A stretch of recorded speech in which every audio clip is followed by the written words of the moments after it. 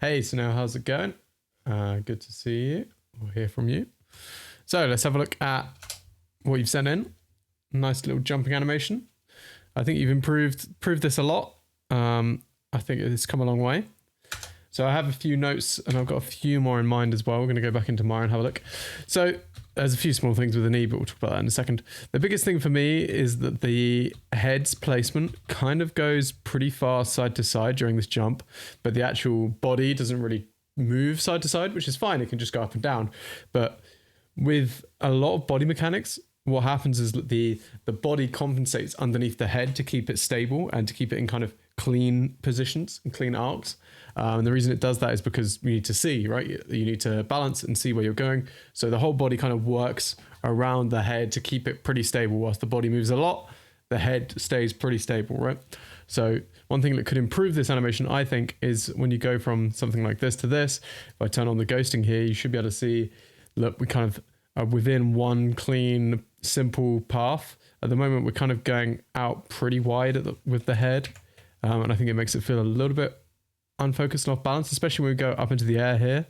So I think we could just shift those poses around a little bit. I'll have a go in Maya and show you what I mean.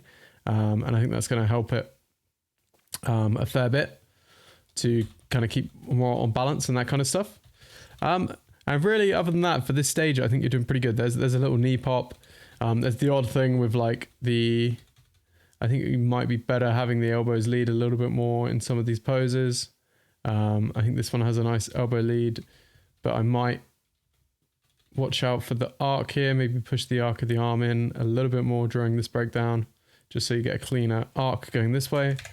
So there's a few small things, but like for the stage you're at, I think you've done a really good job here. So what I was planning on doing is I'll clean up that note in Maya, and then I was just going to have a quick go at adding a couple more breakdowns and retiming, because I think the timing is another thing. With the hang time right now, I think we need a bit more, a few more poses to describe what's happening during the hang time. Obviously, we're going to fix up the head thing. And then I think that maybe the sail's a bit slow. The sail, okay, we'll see. We'll play around.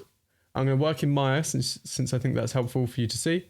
I sadly don't have the textures for this character, so we're just working with what we got here. But yeah, let's maybe make a selection set. It looks like you have Animbot as well, which is great. Maybe there's a trick or two I can show you for making the graph editor make more sense for when you get to spline, but I'll get onto that in a second. Cool, so let's look at your animation here. You have these kind of 70 frames or so. So that's fingers, hair, all. I was just looking for all. So let's go down to your pose here. And let's try fix that head as we talked about. So oftentimes I like to switch between different axes if you hold down W and click to manipulate things. So let's say I just want to go across here. It's probably easier to just go in world and move the whole thing across, not the entire rig, just the root. So let's play around with that a little bit. And that would mean I'm just going to make this a fresh breakdown. So I'm just going to make this a fresh ease in. And maybe we can add a slight arc to it. But we're trying to keep the head relatively clean and simple. Maybe we can lead going this way a little bit. Cool. And the head, I think, can be simpler. I think the head, I think the neck might be doing a lot here. Maybe? Or is it the chest rotation? There's something bending that head out really wide, and I think maybe I like there's a clear silhouette and pose there, so maybe I don't want to push it too far away from what you had. Cool, let's just keep it there. So I think the biggest issue for me with the head is when you come up here. So let's keep an eye on that head through this section. So let's keep an eye on that head. I'm just rotating the whole body to kind of compensate, keep that head in a relatively clean straight arc, which is going to help us when we come back down. Let's keep it this way so that when we come back down we are also keeping it kind of simple. Cool. I think that is a slight improvement for now. I could be super picky about it, but I think that'll be fine. Cool. So really what you need is to add info into the hang time here. So you on a bouncing ball, the middle of this section is going to be the apex, right? So let's say this is our apex pose. Let's put this, I'm just going to move it over to sort of the middle here. And then we can, maybe on threes, I can just make an ease in, relatively tight ease in here. So we're just holding that. Then we can start working on our lead and follow through this section. Looks like you switched to FK legs, which is cool because they're in the air. Oh no, these are the bendy bones. Okay, you didn't switch to FK legs. That's all good then. Oh, maybe you did. Am I selecting the wrong controller? Yes, you did. Okay, this is the FK leg. So maybe I'll make the lead and follow a bit clearer through here. And I'll delay one of the legs a little bit more. It kind of looks like this leg is kicking through when it's not, which is a bit weird. Not sure why. I guess it's because this leg is in the same place as this leg was on the last frame. So let's try and vary it a little bit more. Let's just push that lead and follow. Yeah, it's really strobing for me. So I need to work on that. Let's try make this one when it comes in still be a bit different. There you go. Now it's clear which leg is doing what. Cool. Push off. Comes up. So I'm just giving it a little bit more of something to do whilst it's in the air, like it's catching up. Cool. And the arms can probably go more in arc during this section as well. So I'm just going to push that around so that the arc continues around this way. Probably the same for this guy. And maybe we can look at things like the head. Maybe we can drag the head through this section. And continue to drag the head through this section and have it come up as we reach kind of the top of our jump here. Cool. And now let's have a look on the descend, right? So 1, 2, 3, 4. Since we have 4 frames coming into the ease in, or 4 frames going out, we're doing ease out. Cool. Looks like I have my tangent set to interpolate here. So let's double check that. Whoops, looks like where is, oh, I think it's all the way over here. I think I've messed up my bar a little bit. Here it is. Just want to go to my preferences and make sure that this is in stepped. There you go. Cool. So we're going to work out of this pose now. I think we'll be better off.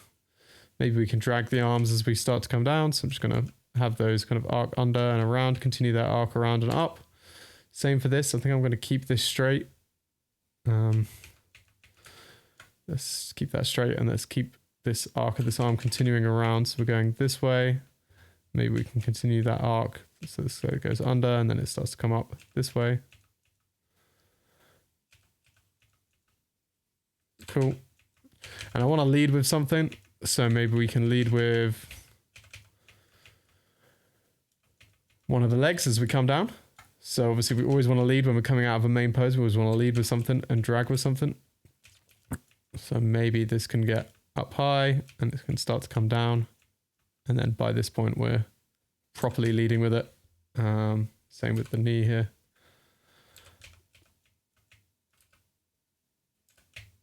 Nice. Cool.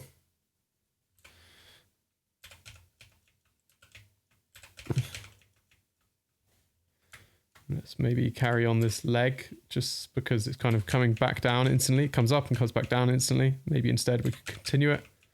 Just let it have somewhere else to go. And then it can start to come out. We could look at the arc of that leg as well as it comes up and around. I can even look at it in perspective. It kind of goes back and forth a little bit at the moment, probably because I'm just shoddily putting it together in FK. So let's just continue the arc of the heel. So I'm just making sure that heel goes around this way. And then it can come kind of back down as it drops. I'm going to tuck it in.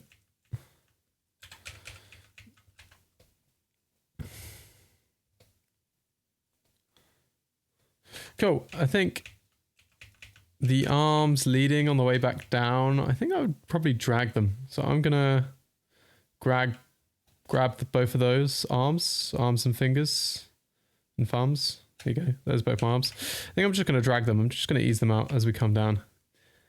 And maybe we can start to get what you were getting in there with them coming around. Just look at this arc continuing this way. So that we get, the reason I'm doing this is so that we get into like a nice stretched pose on the way down. So you get that nice contrast in the body. That's always going to look good if you go kind of into a squashed out into a stretch pose, so kind of all the body's pushing into itself here, and then it comes back out again before then we squish back in, and then we go back out. You know, it's kind of classic bouncing ball principles, but hopefully you can see how I'm implementing that right there. Cool. So the one thing I want to talk about, which you're missing here, is for every great jump animation, you want a push-off pose, which you kind of have here. This would probably be the push-off pose, which is the last frame of contact that the feet have. So you have a push-off pose, but you also have a landing, a kind of contact pose, a landing pose. I would name it something like that, right? And that's going to be the most stretched pose. So everything stretches out as all the force comes down. And then when you hit, as soon as you hit the contact from that point on, everything's going to be compressing in and then settling. So what we need is a contact pose in here. And maybe we'll spread this timing out so this is on a 2. And I'm just going to add a breakdown. We could bias first pose because we're doing an FKRK switch. Things are going to get a bit mental. So I haven't used this rig really before, so I'm not sure where the FKRK switch lives. I'm going to have to find it. In the IK foot. No, it isn't. So I probably want this in IK because we're going to be contacting the floor once we touch here. I just need to find where that control is. Is there a settings control somewhere? Is there a something in, oh, these guys are legs. It's probably this then, right? IK, okay, switch. Okay, so we're probably going to want to stamp that to an IK. So I'm just going to contact on this frame, and it's probably going to have a stretchy attribute. Okay, usually there is. Maybe it's on here. IK follow. I'm not sure what that does. IK follow. Can I then stretch it? No. Okay. Auto stretch. That's what I wanted. Okay, so I'm just going to auto stretch this so that it contacts the floor, and we can work on that ball pivot and toe roll a little bit as we're coming down. Now the leg looks super long and it's kind of janky right here, so we need to work on that, but we'll figure that out in a second. And then this leg, let's just keep this other leg in FK for now. Cool, and now we should be all good to figure out this contact pose.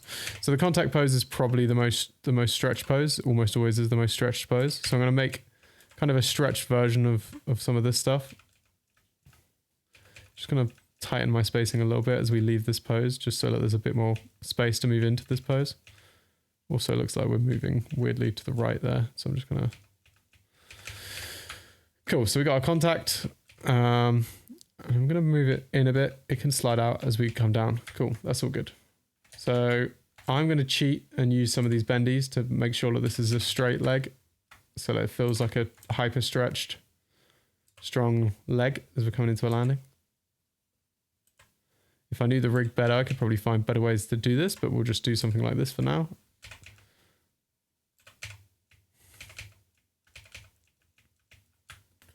So this leg's starting to come through.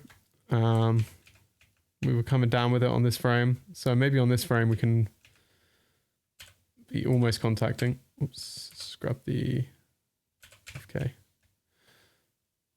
And I'm going to explain a principle for you for this squash and stretch, which really helped me when I was learning as well. So I'll do it in a second. I'm going to make a pose first, and then I'll explain the concept. So I'm making the most stretched version I can within our spacing, where everything kind of overlaps and makes sense and follows the arcs that we had already established. I want everything to make sense at least. Cool. So lifting the arm up, I probably have to connect the clavicle. Here's the clavicle. Cool. Let's lift the clavicles up. I've got a button here to select the opposite. So it's just selecting the other clavicle is all I did. Select the clavicle. I'm going to Oops, that's not the right control. Going to zero this out. I have a hotkey to zero this out. There you go. So let's really just make a stretched version of everything. And I want it to feel like it's coming from the direction we just done. So it doesn't need to be completely straight. I want to make it clear that we've come from this way coming in. And we're getting a bit bumpy in here. So I'm just going to use the bend bows to kind of smooth out this pose here. Things are getting a bit complex, so I'm just going to simplify it as much as possible. Maybe similar for this, maybe we can do a fun reverse shape for this hand as well. Let's check what's going on in here. Just going to keep us a little bit more zoomed in amount. Cool. And the head is dragging nicely. We could even drag the chest a little bit. If we translate the chest up. So this is just the most stretched version that we can get within our spacing. And then we're going to snap out of it. So hopefully you can see how that's kind of working. Maybe it could even be on a 1 instead of a 2. If you wanted it to be snappier, which you might want to. Cool. I want to make sure this leg looks like it's going in the right way. It looks like it's kicking out a bit too much for how it then goes down here. So I'm just going to make sure that it makes sense. Cool. So the concept I want to explain with this jump, and we're kind of doing it here as well, and we could probably push it, and we could probably push the timing just to explain this concept, but let me animate. I'll just animate a little cube, and I'm going to do it in Sync Sketch because it's quicker to do in 2D. So what we have is we start with I'm going to delete these drawings. You already kind of see what I mean. It's going to be easier to do this without any drawings so that I can flick between stuff. Oh, session timed out. Let's refresh. We don't need these drawings. We've explained those points and you can watch in the video. It's nothing. The drawings aren't showing you much. So I want to explain a concept. So let's say that your character is, the silhouette of the character fits within a cube, right? So it's like this. And when we're doing anticipations and overshoots and squash and stretch, what I like to think about is this cube. So when we go down into a compressed pose, or even when we go into this anticipation here, what we're kind of doing is we're creating a slightly taller, slightly thinner cube to work within, right? So it's taller and thinner. The volume is maintained. It's become a slightly taller and thinner version. And when we come into this pose, what we're doing is we're making a squashed, wider version of the cube. So the idea is that the cube is kind of maintaining its volume. When it goes up like this, it's getting longer, it's getting taller, but it's getting thinner, right? Like this. And when we go down like this, it's getting shorter and wider, right? Sorry, it would be like this. I drew my arrow upside down. Right, so we're getting shorter and wider. So then when we take off, we want to get taller and thin again, right? Which you're kind of doing, you are doing. We could exaggerate it more. So we're going to a taller, thinner cube that we're putting our silhouette within. And then when we get into our kind of main settled pose, we're kind of going into a shorter, fatter again version. So let's just turn off this. So we're going in, which means that this pushes out and up in both directions. And then we're kind of, this is connecting back in. So this stuff is coming in this way. So we're just constantly going between these shapes of expanding and thing. And this is how you push your squash and stretch. So that's what you were missing in here, which is why I've drawn that nice. So let's make that shorter, fatter version here quickly. So what I was pushing for in this pose is between these two main poses is a taller, thinner pose. So that's what the push off is doing, right? So go up and then we go tall and thin. So the volume is kind of maintained. When it gets taller, you get thinner. When it gets shorter, we get wider. That's the idea with the cube. And then we end up settling back into a kind of more neutral, which is a taller, thinner version of the last cube that we had. So that's one way to look at contrast between poses, and something I always think about when I'm looking at contrast between poses and pushing squash and stretch. So that's what I really pushed for with that kind of contact pose, was expanding it as much as possible so that we could snap back in. So then, understanding this principle, we can push this, make it really tall and really thin, and then just sharpen the timing and get into our poses and out of our poses and get a way snappier, more cartoony feel to things. Now, it depends on the feel that you're going for, obviously. But you can see here kind of what I was doing with it. Cool. So that's kind of what I was trying to explain here with your poses. So if I wanted to, I could cheat some of this pose to be an even taller and even thinner version. So the silhouette is getting really inside itself. Maybe I want to drag some things to make sure that we know where we've come from and where we're going.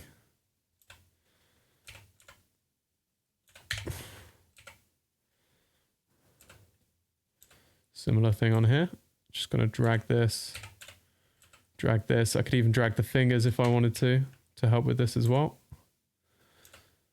But we're creating a taller, thinner version of our pose. So I translated that a bit too much. Let's undo and let's grab this one. And right, so we're creating a taller, thinner version. I could grab the fingers. I'm not sure what all these controls are doing. Let's just grab these guys and pull them out. And fingers are, pull them out. And then the thumbs can connect to it. Just keep that silhouette simple. So we could do something like this, right? If we really wanted to exaggerate.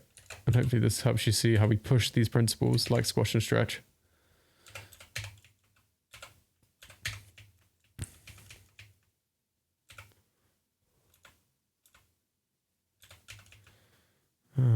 Do we have a control for this? I wonder. Tuck that in. Really short and thin.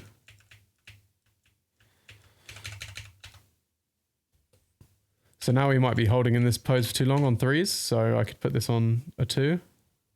So 1, 2, 3, 4. It's actually 4 right now it's holding on. So instead of holding on a 4, let's hold that on a 2. Right. Just so that we flick through that pose. I mean, we can hold this for 2 more frames before we get into it, just to keep our timing similar, the amount of hold we had. Cool, and then what we could do is we could really crunch this on the way back down. We could maybe 4, 1, 2, 3, 1, 2, 1. Maybe we'll put this on a 1, see how that feels. So you just kind of flick through it and feel it of that squash and stretch. And then I think the biggest issue now is that we've got a lot of force coming down, but we take a while to get to this next pose. So 1, 2, 3, 4. Just gonna try this on a 3, maybe the next one on a 3, and we'll see how that feels. So we've got a lot of energy there. Cool. So that's a really important concept when creating animations, especially things like jumps and things like push movements, but you can do it in lots of things. It's that, just think about that shape, maintaining volume. It's kind of the bouncing ball principle, at least the squash and stretch part of the bouncing ball principle. And that's kind of what we're pushing here. Really pushing for this pushed, elongated pose. And then we can crunch in real quick. 1, 2, 3. Maybe this could even be on a 2. Am I still selecting everything? I think I am. Maybe we could hold this a bit longer so that we feel that we have to hold in that compression. So I still think this needs some breakdowns. This is very pose to pose. Everything kind of hits at the same time here. Everything hits its bottom apex here and then starts to come back down. So another breakdown in here just to so that some things can hit their bottom breakdown and start to come out as other things overlap. That would be where I would keep going. Keep breaking it down further and further and see how far you can get with it. But yeah, that's the main stuff I wanted to talk about. It was that headspace, keeping it simple, keeping it kind of within a simpler range, like how far side to side that the head moves, and also really pushing that squash and stretch as we come in and out and making sure we have those contacts and those extra breakdowns to help describe kind of how we're getting out of things and how we're getting into things, describe our arcs. That's all the really important things that I think you should be moving forward with this piece. But yeah, big improvement from last time. I think you really nailed those poses. I think they're really strong. So good job on that. So yeah, the next thing is just continuing to break things down and keep going with it. Best of luck, and I'll see you next time. Thanks, dude.